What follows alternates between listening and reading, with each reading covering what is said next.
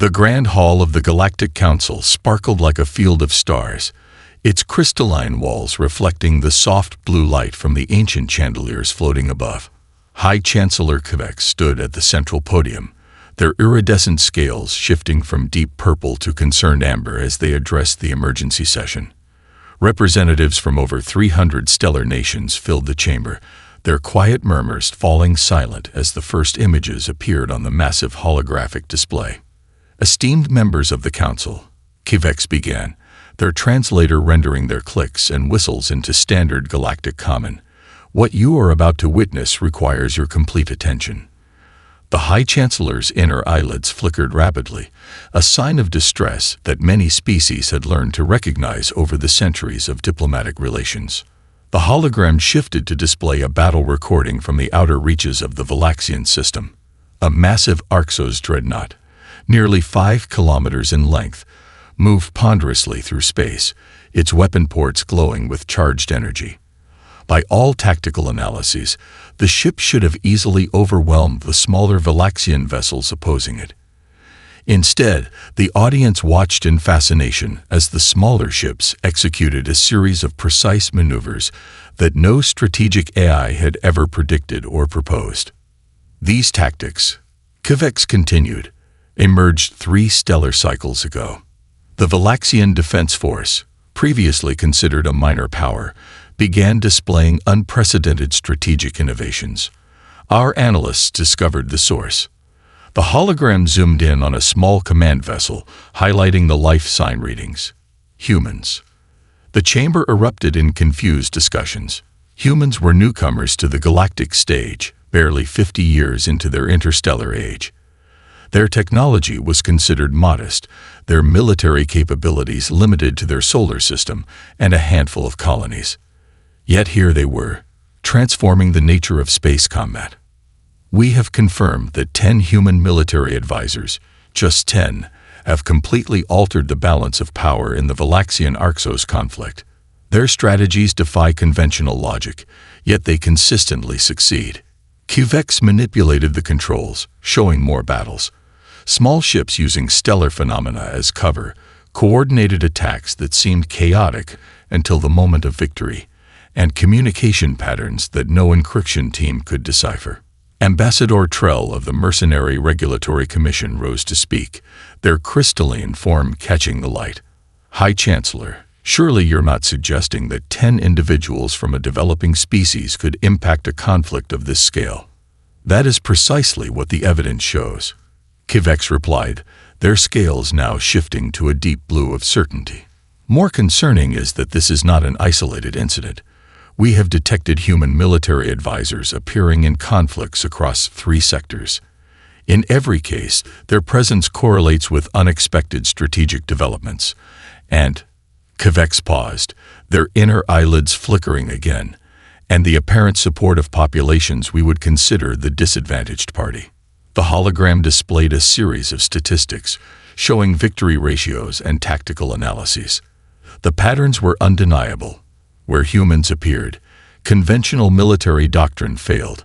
More importantly, the species they assisted seemed to rapidly develop new capabilities, adapting and improving at rates that defied standard learning curves. This council must consider the implications. Quebec concluded, their scales settling into a thoughtful green hue. A species that can fundamentally alter the nature of conflict with such minimal presence represents either a significant threat or an unprecedented opportunity. We must understand their methods, their motivations, and most importantly, their criteria for choosing allies.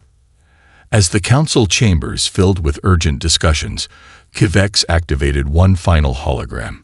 It showed a simple image, a human officer standing beside a Valaxian commander, both studying a tactical display with expressions of shared purpose. We must ask ourselves, Quebec said quietly, what these humans see that we do not. Colonel Sarah Chen stood at her office window in the Interstellar Relations Building, watching the Singapore skyline shimmer in the morning sun. The holographic display on her desk showed the approaching Valaxian diplomatic vessel, its crystalline structure catching the light as it descended through Earth's atmosphere. 3 years into humanity's official presence on the galactic stage, and still every alien arrival felt momentous. "They're requesting permission to land," Colonel, her AI assistant announced. "Their credentials check out. Representatives from the Valaxian Defense Force." Sarah straightened her uniform, brushing off an imaginary speck of dust. At 45, she'd transitioned from special forces to diplomatic relations, though she sometimes wondered if there was much difference. "Clear them for landing pad 3, she replied, already moving toward the elevator. The Valaxian delegation emerged from their ship with characteristic grace, their tall, willowy forms wrapped in the shimmering ceremonial robes of their military caste. Ambassador Prevail led the group, their elongated features set in what Sarah had learned to recognize as an expression of carefully controlled desperation. "Welcome to Earth," Sarah greeted them in Galactic Common, performing the traditional gesture of respect. Right hand open at chest level, palm upward. "I'm Colonel Chen, head of Special Advisory Services." Prevail returned the gesture, their long fingers trembling slightly. "Colonel, we come seeking assistance of a specific nature." The ambassador's translator rendered their musical language perfectly, but couldn't hide the undertone of urgency. "We understand humans have unique perspectives on tactical matters." Sarah led them to the secure conference room, where holographic displays already showed the known territory of Valaxian space. "Tell me about this border dispute your initial message mentioned," she said, noting how the ambassadors exchanged glances at her choice of words. Prevail activated a data crystal, and the holographic display transformed. What had appeared as a simple border region expanded into a complex network of colonies, supply lines, and civilian populations. Red markers indicated systems already lost to Arxos forces. The ambassador's voice faltered. "We underplayed the situation in our message. You're facing systematic elimination," Sarah stated quietly, studying the tactical display. The pattern was clear. The Arxos weren't just claiming territory, they were methodically cutting off escape routes, isolating population centers, and destroying cultural landmarks. "Why only request 10 advisors?" The youngest member of the Valaxian delegation, Sub-Commander Relton, spoke up. "Our analysts suggested that humans, being a developing species, could offer only limited assistance. We thought perhaps some fresh perspectives might help, but you didn't want to waste resources on more than a token force," Sarah finished, a slight smile playing at her lips. She'd seen that assumption before. "Tell me, what do you know about Earth's military history?" The Valaxians shifted uncomfortably. "We accessed your public records," Prevail admitted. "Many conflicts, mostly internal. Nothing on the scale of interstellar warfare." Sarah walked to the holographic display, expanding a section of particularly heavy Arxos fleet activity. "What you're calling nothing, we call experience. Every conflict in human history has taught us something. About adaptation. About survival." She turned to face the delegation. "About facing technologically superior forces and finding ways to prevail." The room fell silent as understanding began to dawn on the Valaxian faces. Sarah tapped a control, and the display shifted to show Earth's classified military capabilities, information that would make the Galactic Council very, very nervous if they knew about it. 10 advisors is all you asked for," she said, watching their expressions change from desperate hope to shocked realization. 10 advisors is what you'll get. But first, let me tell you about a thing humans call asymmetric warfare. The Arxos command ship Eternal Victory dropped out of faster-than-light travel at the edge of the Valaxian colony system, designated HE 227. Fleet Commander Xintel stood on his command deck, multiple arms moving across the tactical displays with practiced precision. His species prided themselves on military doctrine refined over 10,000 years. The Valaxians' recent successes had to be a statistical anomaly. "Multiple contacts detected," his sensor officer reported. "Valaxian signatures, scattered throughout the asteroid field." Xintel's upper eyes narrowed. The asteroid field should have been irrelevant. Their sensors could track ships through such debris easily. "Launch the first wave. Standard pursuit formation. In the asteroid field, Colonel Chen watched the Arxos fleet's approach from the bridge of a Valaxian corvette. The ship, a quarter of the size of the smallest Arxos vessel, nestled inside a hollowed-out asteroid. Around them, 200 similar positions waited, each carefully prepared over the past month. "They're moving exactly as expected," she commented to Captain Relhan, her Valaxian counterpart. "Numerical superiority, overwhelming force, and absolutely no imagination." Relhan studied the tactical display, still amazed at how the humans had transformed their forces. Their ships now carried minimal weapons, instead loaded with electronic warfare suites and gravitic manipulators. "The miners thought we were mad when we asked them to hollow out the asteroids," they said, mandibles clicking in amusement. "Mining techniques repurposed for military applications," Sarah replied. "Humanity's specialty. Signal the fleet. Operation Rolling Thunder is go." The Arxos first wave moved into the asteroid field with perfect formation. Their sensors detected scattered Valaxian ships fleeing deeper into the debris, exactly as Doctrine predicted. What Doctrine didn't predict was the sudden activation of hundreds of gravitic manipulators. The hollowed asteroids, carefully weakened at specific points, shattered into clouds of high-velocity fragments. The Arxos ship's shields, calibrated for energy weapons and missiles, struggled to repel thousands of naturally occurring projectiles. While their computers attempted to adapt, the real attack began. Valaxian ships erupted from their hiding places, electronic warfare suites flooding Arxos command and control channels with chaos. Each corvette transmitted signals mimicking the capital ship, while abandoned mining platforms added hundreds more false signatures to the enemy sensors. Multiple impacts across the fleet, the Arxos sensor officer reported, their professional calm cracking. "Shields failing on escorts 5 through 12. We're reading capital ship signatures everywhere, but mass calculations don't match. Nothing is where it appears to be." Gintel stared at his tactical display in growing horror. The debris field was expanding, each impact creating more projectiles. His ship's energy weapons passed harmlessly through sensor ghosts, while actual Valaxian vessels struck from completely different vectors. Every attempt to establish a coherent battle line was met with more chaos. "This isn't warfare," he muttered. "This is insanity." On the Valaxian command ship, Sarah allowed herself a small smile. "Signal 3rd Squadron," she ordered. "Begin Phase 2. The scattered Valaxian forces suddenly moved with perfect coordination, herding the confused Arxos fleet into a three-dimensional pocket within the debris field. Sintel realized too late that the apparently random damage to his ships had been carefully planned, creating weak points in specific shield sectors. "Human tactics," he said, finally understanding. "They taught them to think differently, to turn everything we consider irrelevant into a weapon." He watched as his mighty fleet, pride of the Arxos military, found itself trapped in a cage of stone and space dust, picked apart by an enemy they'd dismissed as primitive. Sarah watched the Arxos ships begin their retreat, their perfect formations shattered. "Humanity's greatest strength," she said to Relhan, "isn't our technology or our strategies.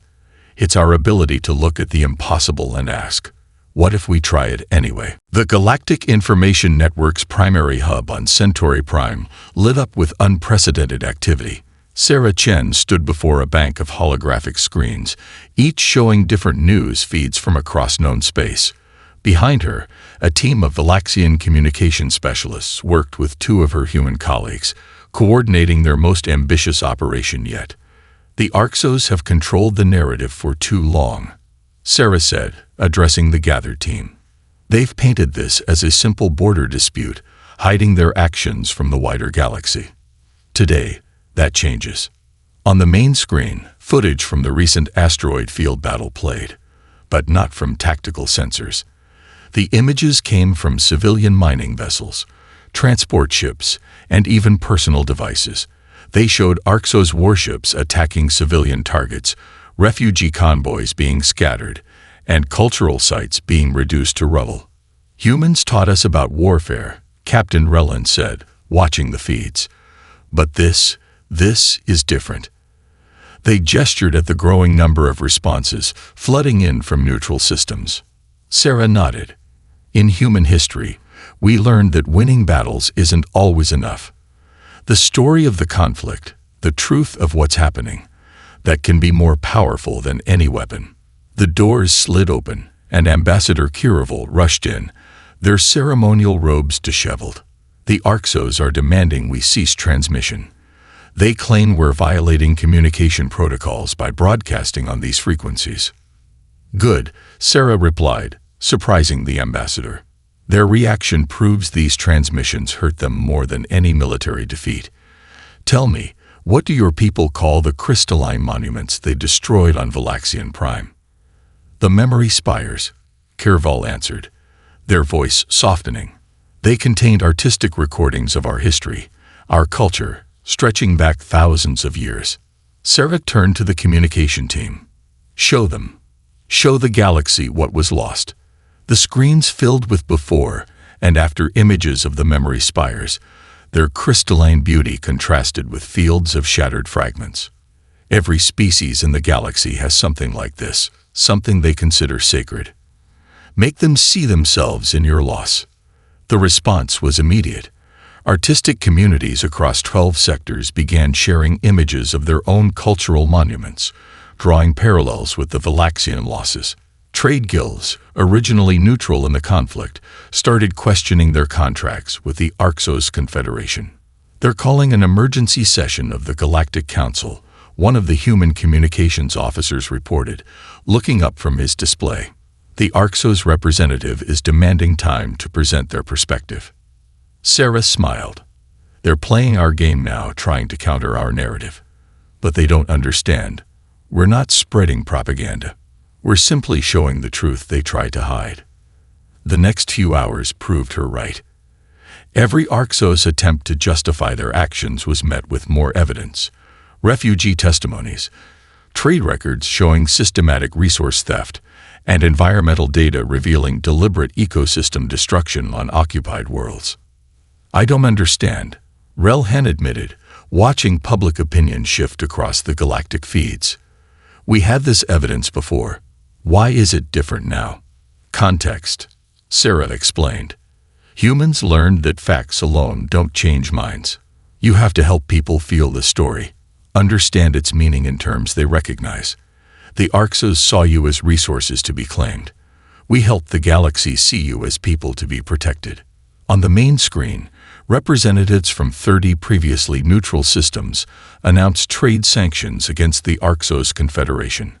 Cultural exchange programs offered to preserve Valaxian artifacts. Humanitarian aid began mobilizing. This, Sarah said quietly, is how you win a war without firing a shot. Sometimes the greatest victory isn't destroying your enemy's forces, but showing the galaxy who they truly are. The observation deck of the Galactic Council's Strategic Analysis Center hung in high orbit above their capital world. High Chancellor Kvek stood with their advisory board, watching holographic representations of recent conflicts sparkle in the space before them. Another one, announced Senior Analyst Zora, her crystalline form shifting colors as she manipulated the display. The Meridian Alliance requested human advisors for their defense operations last week. Request approved this morning. Kvek studied the pattern of human deployments spreading across the sector map. Show me their assessment criteria. What makes them choose their allies? The display shifted, showing detailed analyses of recent conflicts. The Valaxian situation had opened many eyes, but it was the pattern that followed that intrigued the Council. Humans hadn't simply jumped at every opportunity to sell their services. They refused the Takarian Empire's request, another analyst noted, despite an offer of payment 50 times their standard rate. Because the Takarians were the aggressors, Kvek observed, their scales shifting to a thoughtful blue. Just as they refused the Hexan Consortium and the Golden Dominion. Each time, their official response cited ethical considerations. In a private meeting chamber nearby, Sarah Chen sat across from representatives of the Meridian Alliance. The spider-like beings had arrived expecting to negotiate terms for military support. Instead, they found themselves answering questions about their conflict. "Tell me about the colonial mining rights," Sarah said, reviewing their situation. "Why did your people settle that system in the first place?" The lead representative, Spinweaver Textil, shifted nervously. "The asteroids contain rare minerals vital to our medical technology. Our people suffer from a genetic condition that requires treatment using compounds refined from these minerals.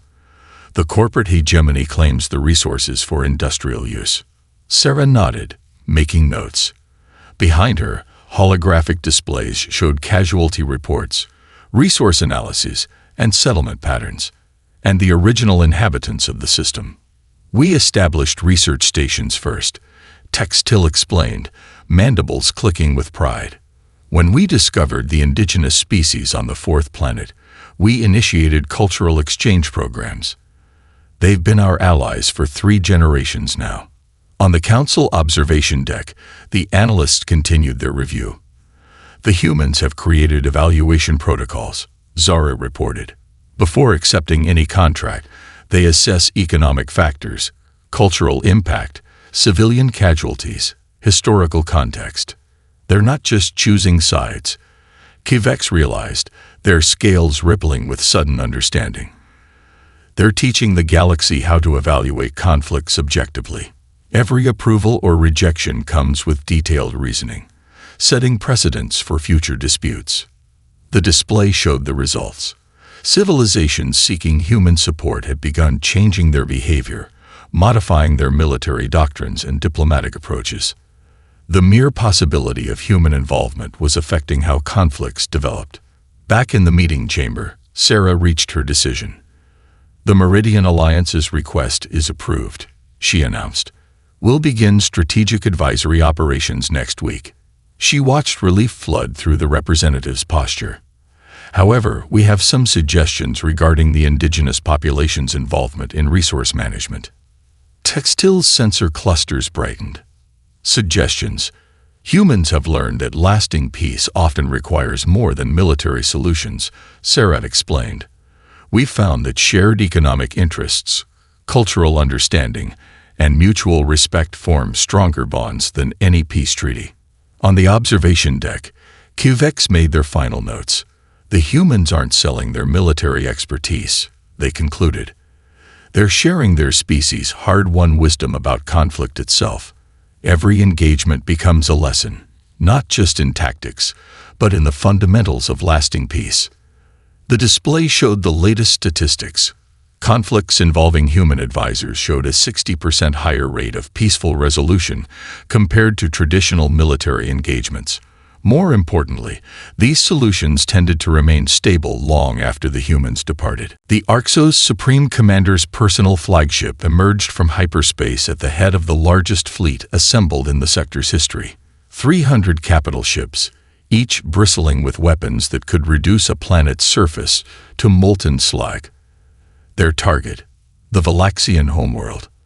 "Let them see what comes of accepting human aid," Supreme Commander Arxos broadcast on all frequencies. "Let the galaxy witness the price of defiance." In the Valaxian Defense Command, Colonel Chen watched the massive fleet's approach on the tactical display. Behind her, the combined human Valaxian staff worked with practiced efficiency, their months of preparation about to be tested. "They committed everything," Captain Relhan observed, their voice steady despite the overwhelming odds. "Just as you predicted." Sarah nodded, her expression calm. Pride makes people predictable. The Supreme Commander couldn't accept that a lesser species had bested them. She opened a secure channel to Earth. "Strategic Command, this is Colonel Chen, requesting implementation of Protocol Omega." The response came immediately. "Protocol Omega authorized." "Good hunting, Colonel." The Arxos fleet moved into attack formation, their energy weapons powering up. Supreme Commander Arxos stood on his bridge, savoring the moment. "Begin the bombardment. Show them the futility off." His tactical officer interrupted, voice filled with confusion. "Sir, we're detecting energy signatures. Everywhere. They're appearing around every ship in the fleet. Thousands of small devices, previously invisible to Arxos sensors, deactivated their stealth fields. Each one was barely the size of a shuttle, but they had been waiting in precisely calculated positions throughout the invasion corridor. Humans call it a minefield, Sarah explained to her Valaxian allies. But these aren't ordinary mines. She pressed a control, and the devices activated. The space around each Arxos vessel suddenly rippled as localized fields of distorted physics bloomed into existence. Their shields, designed to repel energy and matter, prove useless against fundamental alterations in the fabric of space-time itself. Impossible, Supreme Commander Arxos whispered, watching his mighty fleet become trapped in bubbles of twisted space. The humans are a primitive species. They couldn't possibly. Signal from the human advisory team. His communication officer reported, voice shaking. Text only. It reads, "We didn't share everything." Sarah stood, addressing the Valaxian command staff. When humanity first reached the stars, we made a choice. We saw how more advanced species often treated their neighbors, so we hid our true capabilities, watching and learning who could be trusted. The Arxos fleet hung helpless in space, their weapons and drives neutralized by fields of warped physics the human scientists had mastered decades ago. "Launch rescue shuttles," Sarah ordered. "Offer the Arxos crews safe passage if they abandon their ships." In his trapped flagship, Supreme Commander Arxos received reports from across his fleet. Engineering teams couldn't explain the technology being used against them. Weapons had no effect. And now, adding final insult to their defeat, their enemies were offering mercy. The Valaxians proved themselves worthy of trust, Sarah continued, not through military might, but through their dedication to peace, their protection of civilian lives, their respect for other cultures. Today, they've earned more than just our tactical advice. She initiated the final phase of the operation. Valaxian ships approached the immobilized Arxos fleet, their crews ready to assist in evacuation efforts.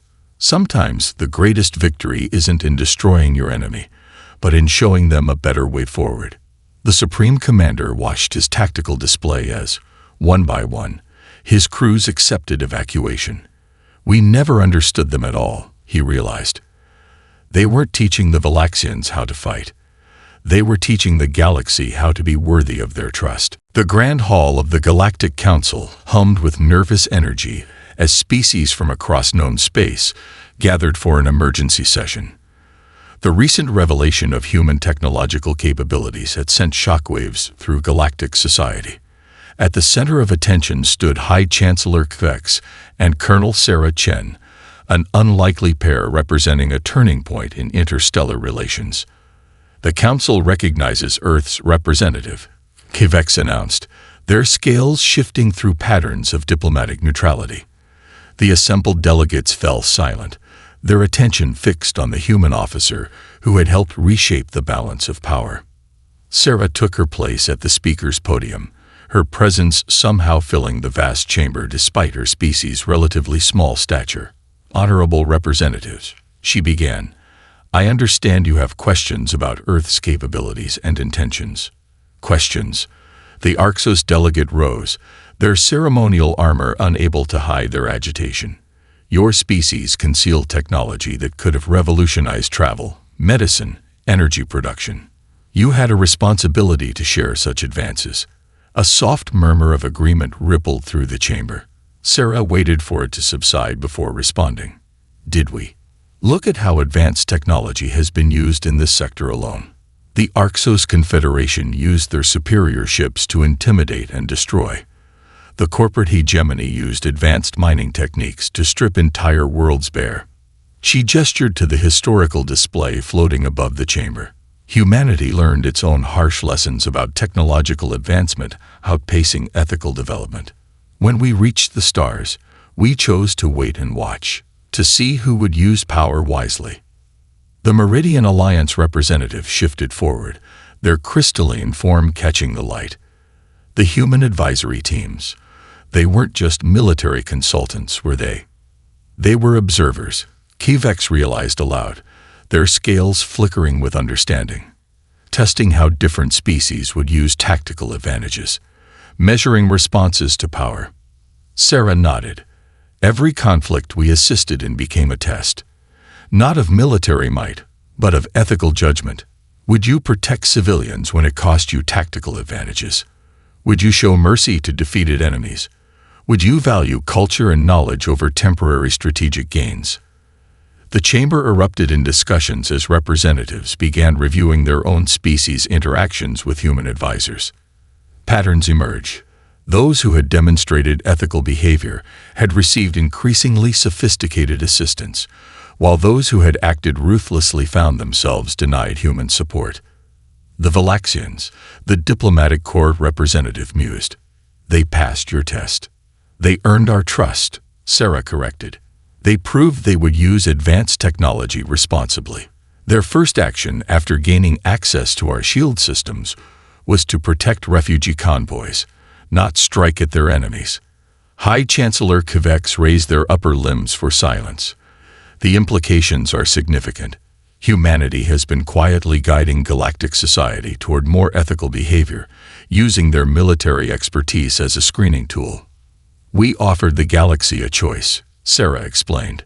Not between victory and defeat, but between ethical progress and stagnation. Every species that chose to protect rather than destroy, to build rather than consume, to understand rather than dominate, they showed us they were ready for more advanced technologies. The chamber grew quiet as the full scope of human strategy became clear. They hadn't just been sharing military tactics, they had been teaching principles of ethical advancement, testing each civilization's readiness for greater technological responsibility. The question now, Sarah concluded, isn't what other technologies Earth might be holding back. The question is, what will the galaxy learn from this moment? Will you see this as a deception to be resented, or a lesson to be understood? High Chancellor Kvex stood before the final session of the Emergency Council meeting, their scales now a steady shade of deep blue that indicated certainty.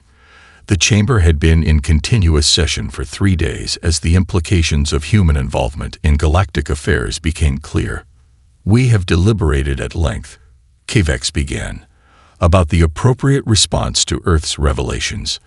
Many called for sanctions over their technological deception.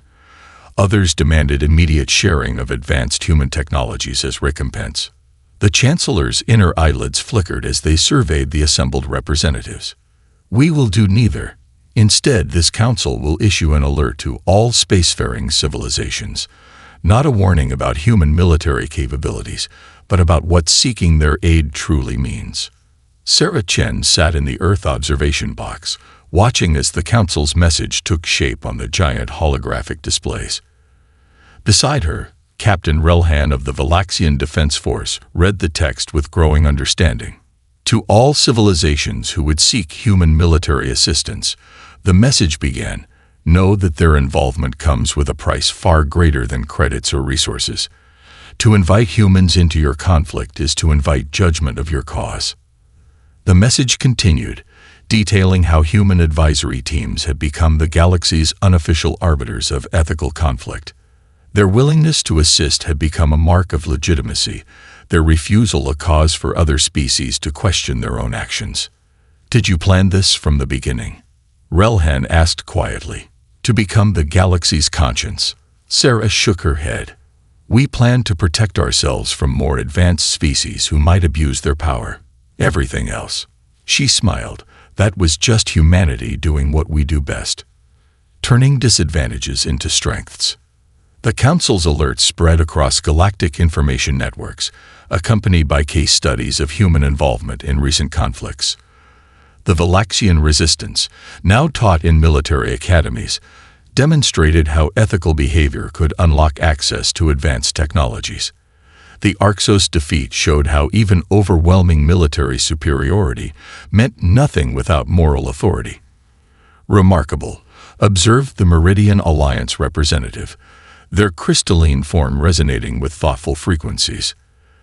They turned their own perceived weakness, their limited numbers and apparent technological backwardness, into a tool for advancing galactic civilization. In the weeks that followed, the impact of the Council's alert rippled through known space. Conflict patterns shifted as civilizations began considering not just whether they could win a war, but whether they could justify it to human observers. Military academies added ethical decision-making to their curricula, hoping to better understand human strategic principles. In her office back on Earth, Sarah reviewed the latest requests for human advisory teams. The applications had changed, now focusing more on cultural preservation and civilian protection than military objectives. Each requesting species worked to demonstrate not their military need, but their ethical readiness. The alert worked better than we hoped, she noted to her AI assistant. They understand now that getting humans involved in your conflict means proving you deserve to win it. The final section of the Council's alert became something of a galactic proverb. Before you request human military advisors, ask yourself one question. Are you fighting because you can, or because you should? Their answer will tell you more about your civilization than any victory or defeat. On the Valaxian homeworld, now a beacon of ethical technological advancement, a new monument stood in the Capitol Plaza.